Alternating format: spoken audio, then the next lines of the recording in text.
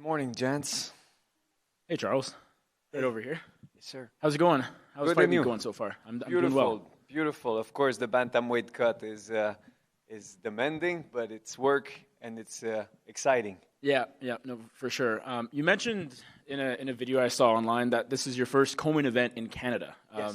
Does that make this whole week and the fight on Saturday feel bigger, feel maybe a little more special to you?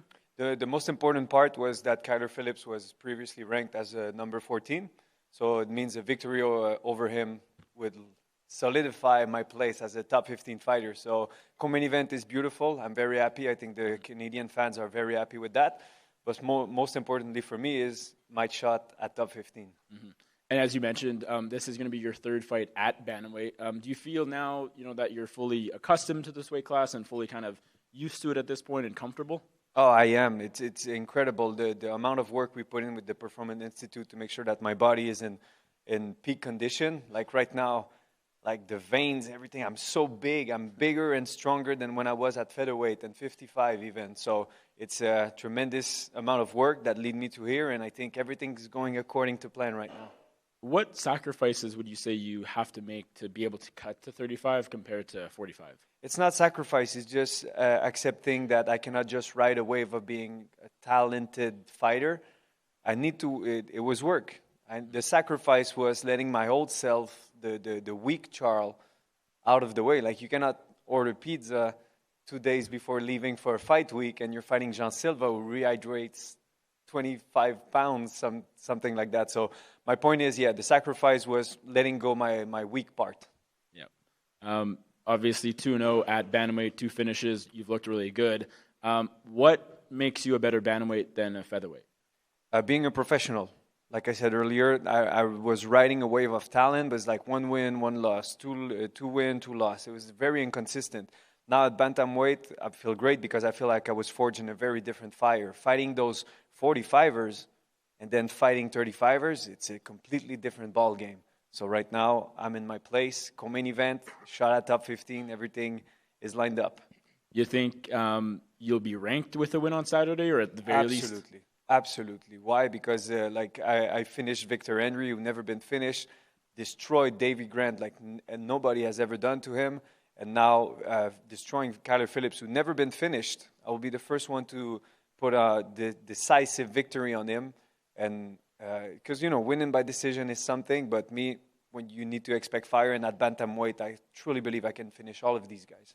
What do you envision, for Saturday night in the fight? I think a lot of people look at this matchup and think, oh, this could be a back-and-forth fight of the night. Clearly, you think it won't be that. What are you envisioning? So I did a lot of visualization, but the thing is, we need to take into consideration that Kyler Phillips is coming off 2 losses.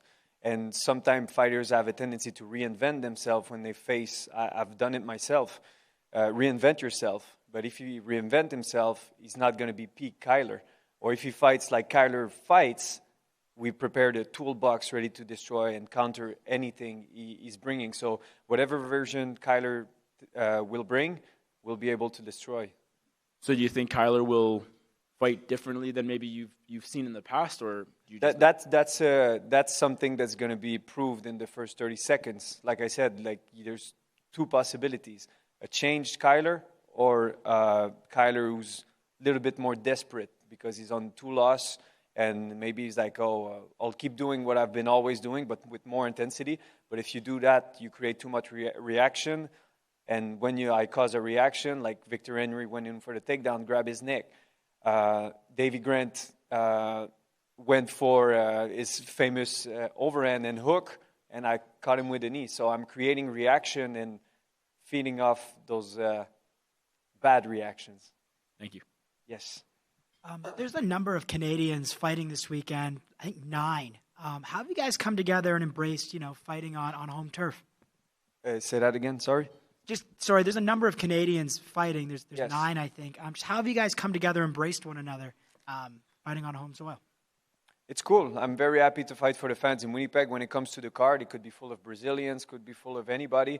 I'm very happy that they get their chance to fill that Canadian crowd. I've done it plenty of time, but for me, it doesn't change anything. I'm happy, let's say, for the main event, Mike Malott, big spot, everything, but I'm very focused on my own thing. I'm a selfish individual here.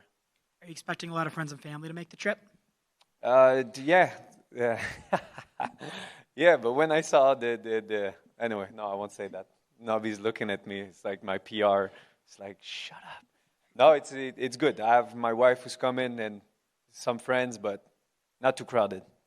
And now, what can Winnipeggers expect to see from you out there? Chaos. Like in Edmonton, I'd never heard a crowd like that. Vancouver was spectacular. Every time I fight, there's some firework, and I'm not forcing it. I just create a special moment for all the fans in the arena. Can you think of some Canadian fighters that have kind of helped pave the way for you to find yourself here? Of course, my man, GSP. GSP is the best.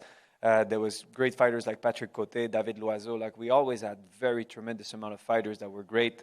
TJ Grant, I think he had to retire at some point, but this guy was very good. I think he was fighting for the title against Benson Henderson. Yeah, you're not? Okay, cool. So I'm not saying anything. No, Canadian fighters have been paving the way for a long time, and now it's the new wave.